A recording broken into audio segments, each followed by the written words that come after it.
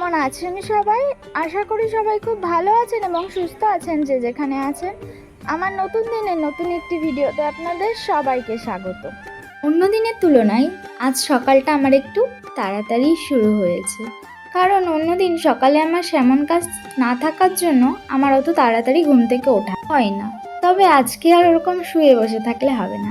আজ আমার জীবনের বড়ই একটা গুরুত্বপূর্ণ দিন। এই দিনটা শুধু আজ বা কাল থেকে না, প্রতিটা মানুষই এই দিনটার জন্য সেই ছোটবেলা থেকেই স্বপ্ন দেখে। হ্যাঁ, আমিও সেই ছোটবেলা থেকেই স্বপ্ন দেখেছিলাম। আজ সেটাই আমার পূরণ হতে চলেছে। তাই আজ ঘুম থেকে ওঠার পর থেকে একটু তাড়াহুড়োর মধ্যে আছি। তো মা সকালবেলা চা করে দিয়েছিল, আমি সেটাই খেয়ে নিচ্ছিলাম। তবে অন্য দিনের মতো আজকের সকালটা আমার শুধু চা দিয়ে না, চায়ের সাথে এতগুলো ওষুধ দিয়েও শুরু হয়েছিল। তোমরা যারা আমার ভিডিও দেখো তারা অনেকেই জানো, আমি অনেক ভিডিওতেই বলে থাকি যে চা আমি অত ভালো খাই না, খুব কম খাওয়া হয়। শুধু এই ওষুধগুলো খাওয়ার জন্যই মা সকালবেলা চাটা করে দিয়েছিল। বলল খালি পেটে তো ওষুধ খেতে নেই, তাই চায়ের সাথে বিস্কুটগুলো ভিজিয়ে ওষুধ কটা খেয়ে নিই। কদিন ধরেই আমি তোমাদের কোনো ভিডিও আপলোড দিতে পারছি না, শর্ট হোক বা কোনো ব্লগ। হ্যাঁ, আমার কদিন ধরেই খুব শরীরটা খারাপ, প্রচণ্ড জ্বর, যার জন্য আমি তোমাদের কোনো ভিডিও আপলোড দিতে পারছি না। তবে আজ হাজার শরীর খারাপ থাকা সত্ত্বেও আমার যেই দরকারি বা গুরুত্বপূর্ণ কাজটা রয়েছে আমাকে সেখানে যেতেই হতো, তাতে যতই ঝড় ঝাপটা যাই আসুক না কেন। আসলে আমরাই তো বলে থাকি, হাজার শরীর খারাপ হলেও মন যদি ভালো থাকে না, তখন শরীর খারাপটা আর শরীর খারাপ মনে হয় না। আমার কাল রাত থেকে প্রচণ্ডই শরীর খারাপ। তবে কালকে রাতে যখন আমাকে ফোন করে জানানো হলো আজ আমার জন্য এত বড় একটা বিশেষ দিন, তখন আর শরীর খারাপ সকালে উঠে মনেই হচ্ছিল না। এদিকেই দেখুন, কথা বলতে বলতে আমি ব্যাগ গোছানোও শুরু করে দিয়েছি।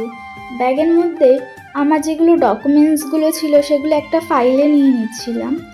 তো ফাইলটা এখন ব্যাগে ভরে নিচ্ছিলাম। আর এখন তো বৃষ্টির সিজন, তারপরে কখন রোদ কখন বৃষ্টি হয় বলাই যায় না। ওই জন্য এখন যেখানেই যায় না কেন ছাতাটা কিন্তু মাস্ট। ছাতা ছাড়া কিন্তু আমাদের কোথাও চলাই যায় না।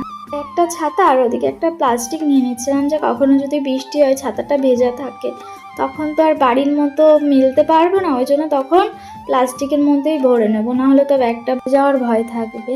ওই একটা পার্স, একটা জলের বোতল, এই টুকটাক কিছু যেগুলো আমার প্রয়োজনীয় জিনিস দরকারি সেগুলোই টুকটাক করে একটু গুছিয়ে নিচ্ছিলাম। এদিকে টিফিনে নিয়ে যাওয়ার জন্য আমি গ্যাসে 2 প্যাকেট ম্যাগি বসিয়ে দিলাম, কারণ ওখানে অনেকটা সময়ের বিষয় আছে, তো বাড়ি আসতে আসতে হয়তো বিকালও হয়ে যেতে পারে। ওই জন্য একটু সাথে করে টিফিন নিয়ে যাচ্ছিলাম।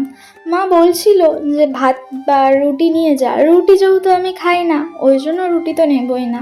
মা বলছিল তাহলে লুচি তরকারি করে দিই। আসলে আমার শরীর খারাপের জন্য আমি ঠিকমতো কিছুই খেতে পারছিলাম না, ওই জন্যই মাকে বললাম যে আজ তো ফার্স্ট দিন, তাহলে একটু ম্যাগিই নিয়ে যায়। আদৌ খাওয়ার সময় পাবো কি পাবো না তার তো ঠিক নেই, তার জন্যই একটু ম্যাগি করে নিয়ে যাচ্ছিলাম আর কি।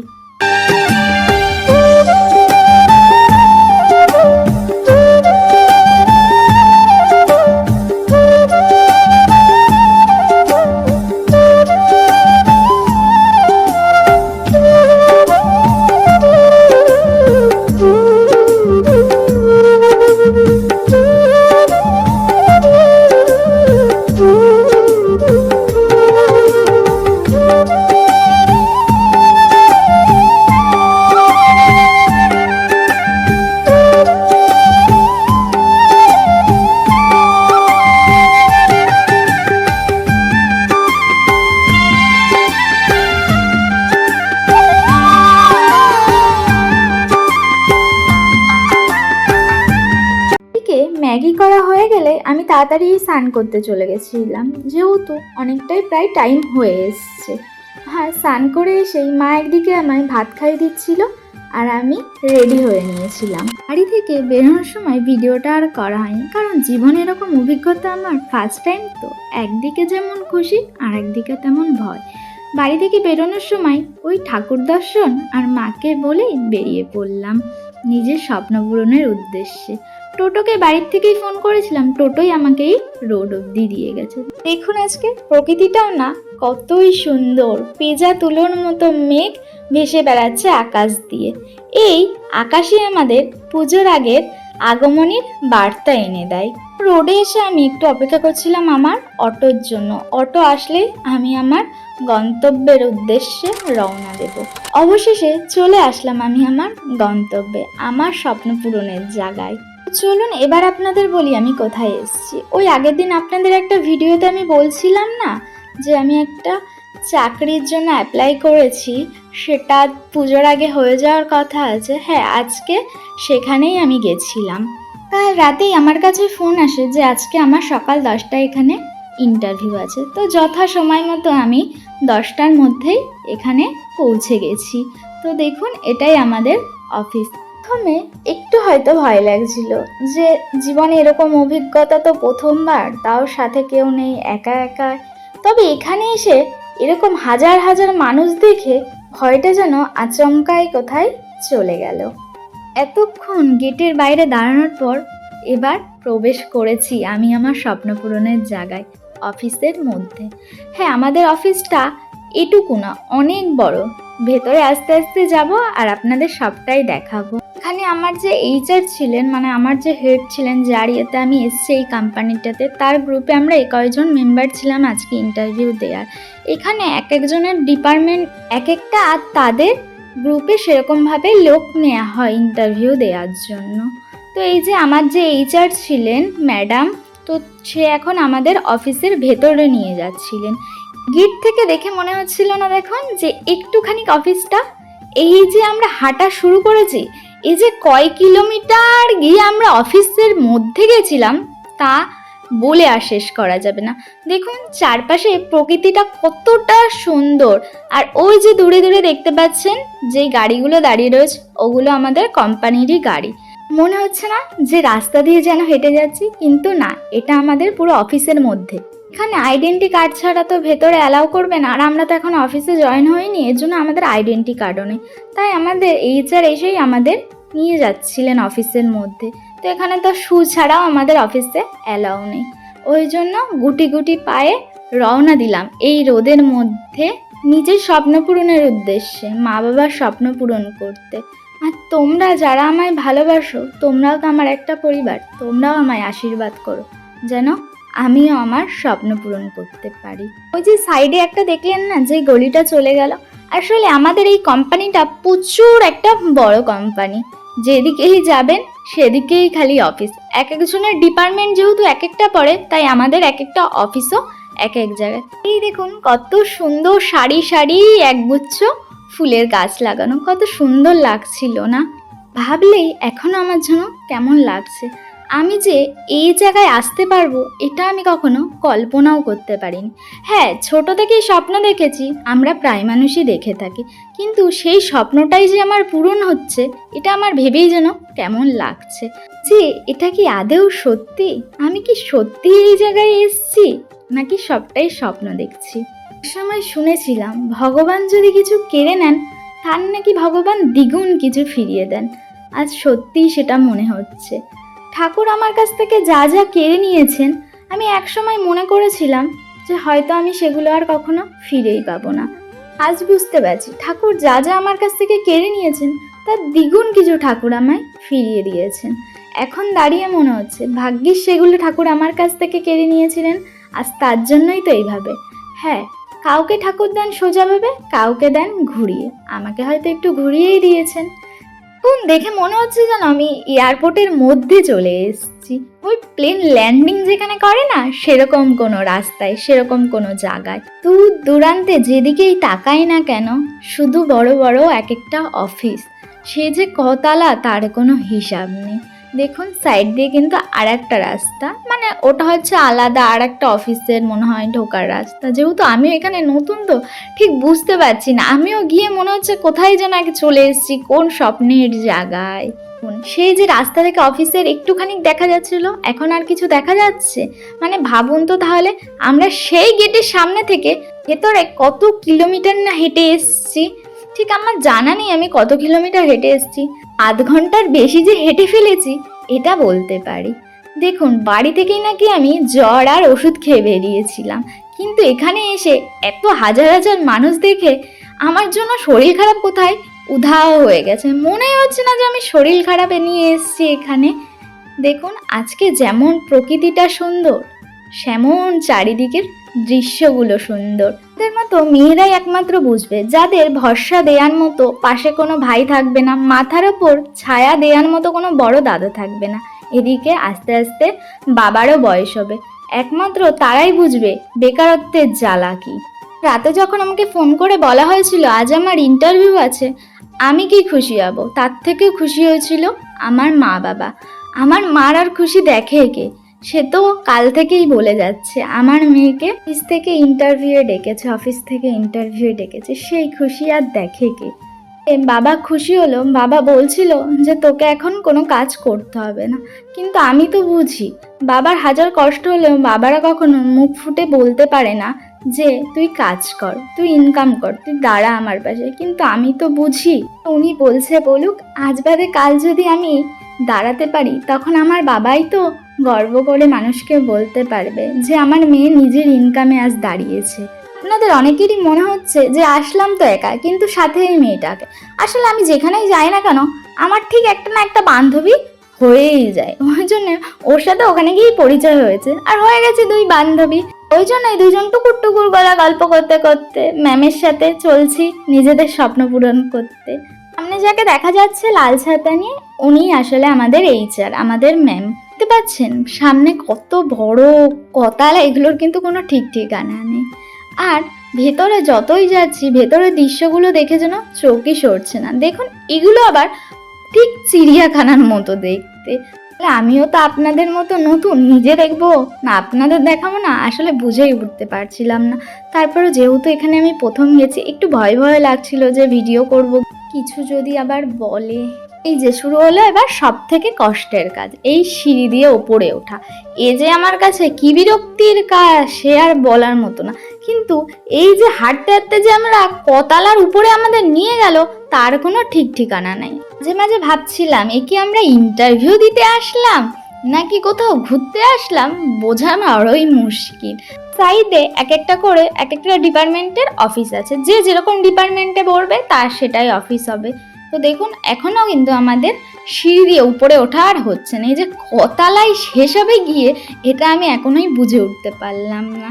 এবার মনে হয় অবশেষে শেষ হচ্ছে। ওবার না, ওটাও মনে হয় আর একটা অফিসের ডিপার্টমেন্ট, সে যাই হোক। তো দেখুন সবাই মিলে ছিলাম তো, যত কষ্টই হোক, একদিকে নিজের স্বপ্ন পূরণ আর একদিকে এত নতুন মানুষের সাথে পরিচয়, বেশ ভালোই লাগছিল। কিন্তু এটা যে আমি কতালার উপর থেকে নিচে দেখছিলাম তা আমি আপনাদের বলতে পারবো না, কারণ সেটা আমি নিজেই জানি না। সে যাই হোক, অবশেষে পৌঁছেছি আমি আমাদের ইন্টারভিউয়ের জায়গায়। এখানে আমরা সবাই বসেছিলাম ইন্টারভিউ দেওয়ার জন্য, যে একে একে ডাকবে তার জন্যই আমরা সবাই এখানে ওয়েট করছিলাম। একেতে জ্বর আর ওপরে চলছে এত এসি, একদিকে মজাও লাগছে গরম এসির হাওয়া খেতে, কিন্তু এরপরে যে আমার শরীরের কি হবে সেটা আমি ভালো করেই বুঝতে পারছি। দেখতে পাচ্ছেন ওপরে কিরকম, এটা যত সম্ভব আমরা পরে শুনলাম যে আমরা এটা ছিলাম 3তলা কিংবা 4তলায়। দিকে এরা যারা যাচ্ছিল এরা এখানেই আগে থাকতেই কাজ করে, মানে যাদের গলায় দেখবেন আইডেন্টি কার্ড রয়েছে তারা এখানে আগে থাকতেই জব করে। তো এখানে আমরা সবাই বসেছিলাম, দেখতেই পাচ্ছেন কত মানুষ। পরে তো আরও ভরে গেছিল লোকজন, তো আমি সব কিছু তো তুলতে পারিনি। আর স্ক্রিপ্টও না খুব কম নেওয়া হয়েছে। অফিসে ঢোকার পরে স্ক্রিপ্ট আমার সেভাবে বলতে গেলে নেওয়াই হয়নি, কারণ আমার ওটা নতুন জায়গা ছিল, জায়গাটাই আমিও নতুন ছিলাম। আমি চাই আমার কাজের জায়গা কাজের মতো থাকুক, ওই জায়গায় আমি কাজটাই করব, আমার ভিডিওর জায়গায় ভিডিও থাকুক। দেখতে পাচ্ছেন কত মানুষ। হ্যাঁ, এখানে গিয়ে বুঝলাম বেকারত্ব কাকে বলে। আমাদের মতো হাজার হাজার ছেলে মেয়ে, যাদের মাথার উপরে হাজারো চিন্তা, কাউর ফ্যামিলি, কাউর চাকরি, যার যার নিজের মতো, সবাই সবার স্বপ্ন পূরণ করতে চলেছে। ওই যে নিচে দেখতে পাচ্ছেন গুড়ি গুড়ি মানুষ, আসলে ওটা হলো ক্যান্টিন, ওখানে সবাই খাওয়া দাওয়া করছে, যেহেতু এটা প্রায় লাঞ্চ টাইমই ছিল। আর ওই যে সামনে যারা, তারা আমাদের অফিসার। চলুন, এরপরে আর আমার কোনো স্ক্রিপ্ট নেওয়া হয়নি ভিডিওর, আমার ইন্টারভিউ ভালোভাবে কমপ্লিট হয়েছে। তো এখন চলে এসেছি ক্যান্টিনে লাঞ্চ করতে। যেই ম্যাগিটুকু নিয়েছিলাম ওটা 2 চামচ খেয়ে আমার আর শরীর দিচ্ছিল না, তাই না খেয়েই ব্যাগে রেখে দিয়েছি। দেখতে পাচ্ছেন ক্যান্টিনটা জুড়ে কত মানুষ খাওয়া দাওয়া করছে, মানে ভাবতে পারছেন এখানে কত মানুষ, কত হাজার হাজার মানুষ কাজ করে।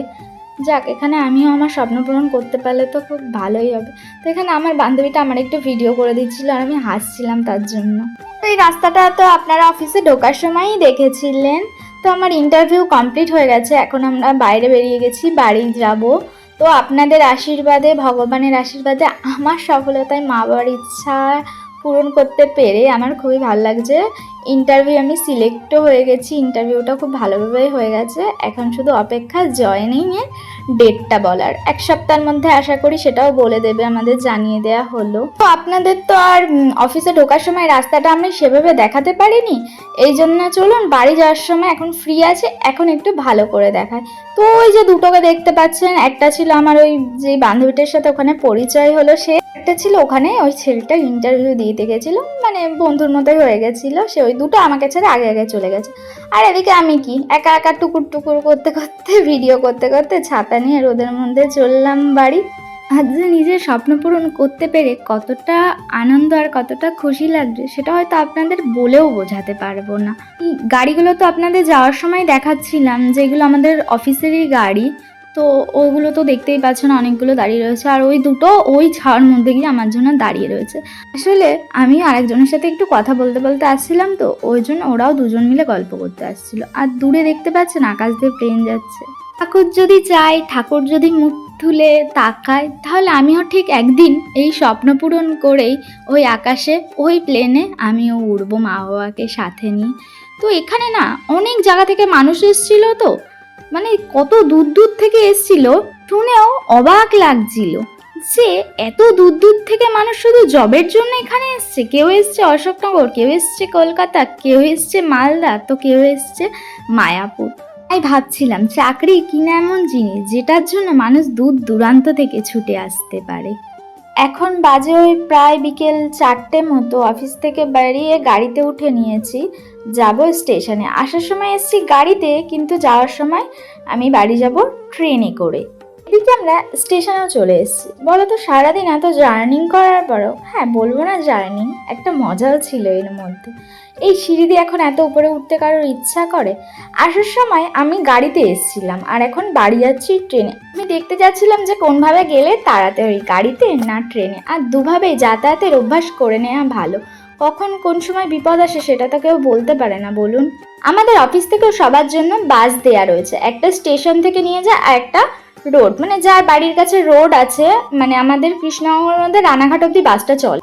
আর যাদের তার থেকেও দূরে বাড়ি তারা ট্রেনে করে এসে, কারোর যদি ইচ্ছা হয় বাসে করে যাবে অফিসের, তারা বাসে যায়, না হলে অন্য গাড়িতে যায়, যার যার ইচ্ছা মতো। আর আমরা যেহেতু এখনো অফিসে জয়েন হয়নি, ওই জন্য আমাদের এখনো বাস দেয়া হয়নি। আইডেন্টি কার্ড ছাড়া অফিসের বাস কারোর জন্য অ্যালাউ না। অফিসে যাওয়ার সময় আমি বাড়ির সামনে থেকে, মানে আমাদের যে মেন রোড বাড়ির থেকে কিছুটা দূরে, সেখান থেকে গাড়ি ধরেই অফিসের সামনে গেছিলাম। আমার দুদিকে অভিজ্ঞতাটা থাকার জন্যই যাওয়ার সময় একভাবে আর আসার সময় একভাবে আসার প্রস্তুতিটা নেওয়া। তো দেখো স্টেশনে এসে কিন্তু আমার আর ভিডিওটা করা হয়নি, যেহেতু ওখানে আমরা ওই 3জন মিলে ছিলাম। তো একজন শ্যামনগর চলে গেল আর একজন শিমুরালি নামবে। ওই নতুন বন্ধু বান্ধব পেয়ে ওদের সাথে একটু গল্প করতে করতেই দেখি ট্রেন চলে এসে। তো এখন ট্রেনে উঠে গেছি। ট্রেনে উঠেই প্রকৃতির হাওয়া খেতে খেতে আর প্রকৃতির দৃশ্য দেখতে দেখতে বাড়ির উদ্দেশ্যে রওনা দিলাম। সারাদিন আমার সাথে কোনো সঙ্গী থাকুক বা না থাকুক, আমার এই ছাতা সঙ্গীটা কিন্তু আমার সাথে সারাক্ষণ ছিল। বৃষ্টি হবে ভেবেই নিয়ে গেছিলাম ছাতাটাকে, কিন্তু ছাতা আমার আজ রোদের থেকে বিরাট উপকার করেছে আমাকে। আজ আকাশে যেন আমার মতো ভীষণ খুশি। সবাইকেই বলতে শুনেছি জন্মের দিন নাকি বৃষ্টি হলে তোমার সব শুভ কাজেই নাকি বৃষ্টি হয়। তবে আমার জন্মের দিন বৃষ্টি না হলেও আমাকে যেদিন বাড়ি আনা হয়েছিল হসপিটাল থেকে, সেদিন কিন্তু খুব বৃষ্টি হয়েছিল।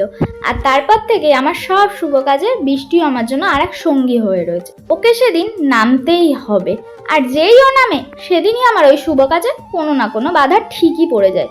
তবে আজ এই প্রথমবার দেখলাম আমার এত বড় একটা গুরুত্বপূর্ণ দিনে, এত বড় একটা শুভ দিনে বৃষ্টি কেন, এক ফোঁটা মেঘেরও দেখা নেই আকাশে। ঠাকুরের এই ইঙ্গিতটা আমি প্রথমে না বুঝলেও এখন ভালো করেই বুঝতে পারছি উনি এটা কিসের ইঙ্গিত দিয়েছেন।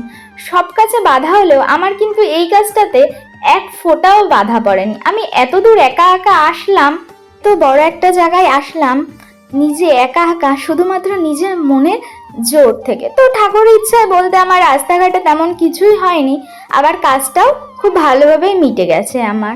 ইন্টারভিউটাও খুব ভালো হয়েছে, আবার ইন্টারভিউ আমি সিলেক্ট হয়ে গেছি। আবার বলেও দিল 1 সপ্তাহের মধ্যেই আমাকে জয়েনও করিয়ে নেওয়া হবে। এখন বুঝলাম ভালো করে এটা কিসের ইঙ্গিত দিয়েছিলেন ঠাকুর, মেঘলা আকাশ আর বৃষ্টি হওয়া আকাশে। সে যাই হোক, গল্প করতে করতে টুকুর টুকুর পায়ে বাড়ি আমি চলেই এসেছি। বাড়ি আসার পরে আমি আর কোনোভাবেই ভিডিওটা কন্টিনিউ করতে পারিনি, কারণ আমার বাড়ি আসার পরে প্রচণ্ডই জ্বর চলে এসেছিল। রাত্রেবেলা মাকে বলছিলাম কিছুই খাবো না, কিন্তু দিদা মাকে ফোন করে বলছিল আয় তরকা রান্না করেছি নিয়ে যা, তাই মা নিয়ে এসেছিলো আমার জন্য। মা বললো খালি পেটে তো আর ওষুধ খাবি না, ওই জন্য ভাত যখন খাবি না একটু তরকা খেয়ে ওষুধটা খেয়ে নে। তাই একটু তরকা খাচ্ছিলাম ওষুধটা খেয়ে নেওয়ার জন্য। বন্ধুরা, আজকের ভিডিওটা এই পর্যন্তই। ততক্ষণ সবাই সুস্থ থাকবে, ভালো থাকবে, সাবধানে থাকবে এবং সচেতন থাকবে। দেখা হবে খুব তাড়াতাড়ি নতুন একটা ভিডিওতে। আর ভিডিওটি যদি ভালো লাগে তাহলে লাইক কমেন্ট শেয়ার করে দিও, আর চ্যানেলটা সাবস্ক্রাইব করে দিও। টাটা।